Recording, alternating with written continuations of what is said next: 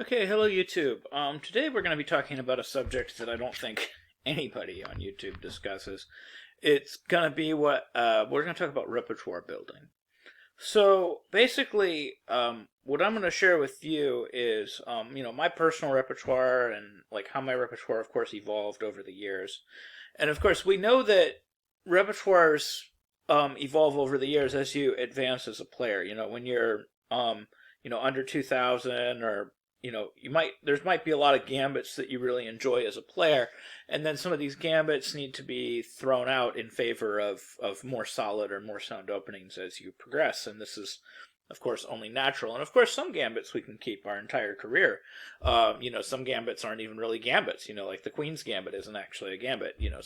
Other gambits are, of course, more sound than others. At the top level, very few people play the King's Gambit, but of course, the Evans Gambit is still very playable and is most likely fundamentally sound as an opening goes.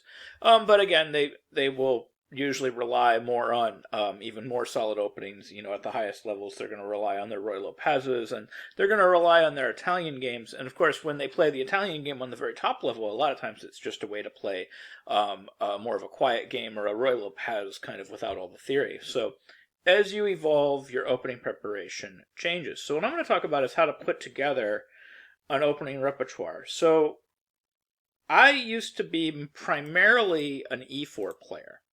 So a lot of my heavy theoretical work would go into E4.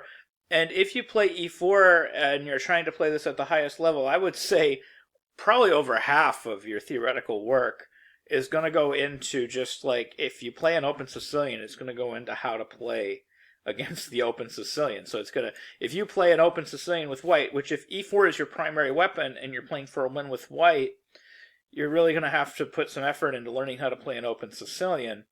So you're going to have to learn how to play this, and it's going to comprise a good half of your entire opening preparation. Also, another thing that's going to take up a lot of your opening preparation, we'll call it very nearly the other half, is just learning how to play a Roy Lopez with white. So like after E4, E5, Knight F3, Knight C6, the Roy Lopez is going to take up a ton of your opening theory. So if you're trying to cut down on your opening theory with white, you could probably switch to, an Italian game or a Scotch in E4, E5. But if E4 is still your primary weapon, you're probably going to need to still play an open Sicilian. But if E4 isn't your primary weapon, if D4 is your primary weapon and you just play E4 against certain types of players, or just to vary your openings so that it makes it harder for people to prepare for you, then you've got a little bit more leeway in, of course, what you can do in terms of your preparation. So then, you might play, exclusively the Italian game, and you might exclusively play after E4, C5. You might play exclusively one of the sidelines. Like you might play a C3 Sicilian, or you might play you might play just a closed Sicilian straight up. So the reason I bring this up is because, different openings are going to give you different, odds of winning, like at the highest levels. Like if you want to win more games, if you want to have higher percentages, you're going to want to play, your open Sicilians and your Roy Lopez's. If you're okay with a draw, because you're only playing E4 under certain conditions, then it becomes a lot more acceptable to play openings that don't have as good of winning chances. Now, at most levels, these openings are all just perfectly acceptable. And of course, even at the highest levels, I want to be clear, the C3 Sicilian and the closed Sicilian are perfectly acceptable openings. It's just that you're going to win like kind of fewer games. So a lot of people that you see that will play a closed Sicilian or a C3 Sicilian, they're going to be primarily D4 players that only play E4 as like a switch hitter kind of thing. So going the other direction on that, I was an E4 player that occasionally played D4. So of course, when I played D4, I was a little less ambitious. So one of the things that a lot of guys that switch hit and play D4 but are primarily E4 players do is we are really big fans of exchanging on D5, sometimes even right away. Because the exchange variation, it's a really easy plan to follow. It's a position that you can't get into a lot of trouble, and it just seriously cuts down on the amount of preparation that you have to go through. So there's a lot of other little tricks within D4 to cut down on preparation time, but again, we're not playing the absolute best lines, because we reserve that for e4. So when we really have to win, we're probably going to play e4. Or we're going to play d4 under special circumstances. So I'll give you an example here from one of my games. I was preparing for this tournament, and of course, primarily, again, I'm an e4 player. And but I noticed that one of the players in the event in the in the QGD, I saw a couple of his previous games, and I noticed that he was playing. And this was, of course, this was a chess master. He was also a chess master. It was a player named Tim Rademacher, and I noticed that he was playing castles kingside, and then he was always playing rook e8, knight on b to d7, knight f8. And I was really shocked at how passive of a system that was. And I really liked those positions with white. So I was like, well, I guess I'm not going to play e4 against this guy, because the positions that he played against e4 were pretty the theory was a little bit more let's just say refined. And so I decided I kind of liked these positions, so I said, okay, I'll go ahead and play d4 against this guy. So that's one of the advantages of having both d4 and e4 in your repertoire, is that you can cater sometimes to where you feel like your opponents aren't playing as well. And I felt like he wasn't really playing that well against the mainline QGD, so I went ahead and I tested it. So I played bishop g5, so I just went ahead and played the mainline QGD. And sure enough, after a few more moves, he played rook e8, castles, and he played knight f8. And I was very pleased with this position. So, I mean, I proceeded with knight e5. This was what I intended from what I saw from his previous games. After knight f8, I'm like, okay, what is he going to do against knight e5? I just, my mind was basically just blown here, that he would give me such an aggressive position. So here, and then I would exchange. I played f4. This is a well-known type of attack. This is called the Pillsbury attack, or something similar. This is just a very good position for white. As you can see, white has total freedom of development. He has great attacking chances, and black isn't developed. I did make one move here that I wasn't happy about, but for the most part, this game was just kind of a rout. Like, I took over the center of the board, and now this position is something I'm very familiar with. I get positions like this out of e4 as well. I get positions almost identical to this out of the French defense. So that would be like out of the French after e4 and after e6 and d5, and then, we exchange. This is very similar to the French. So this is basically just a really bad French, or we could even say it's a really bad Caro. So one of the two.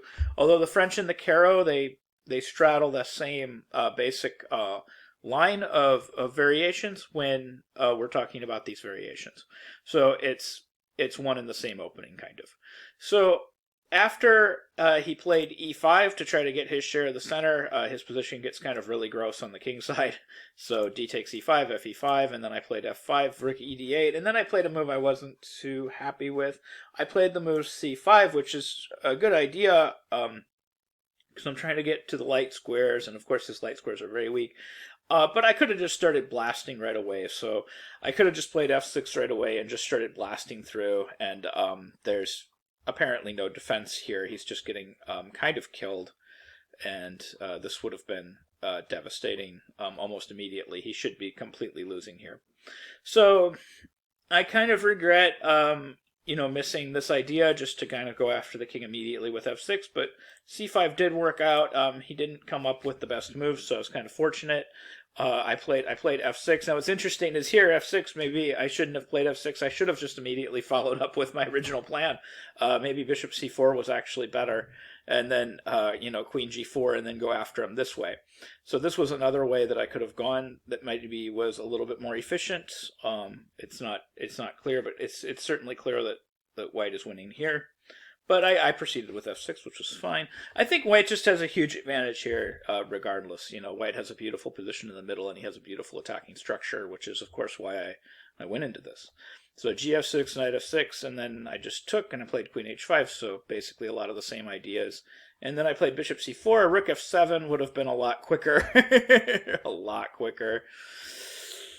So that was another opportunity missed. So a bunch of attacking opportunities missed. But again, I did manage to make it all work out. After e3, then I finally found my rook f7, queen e4, queen g5, and this position is still completely losing.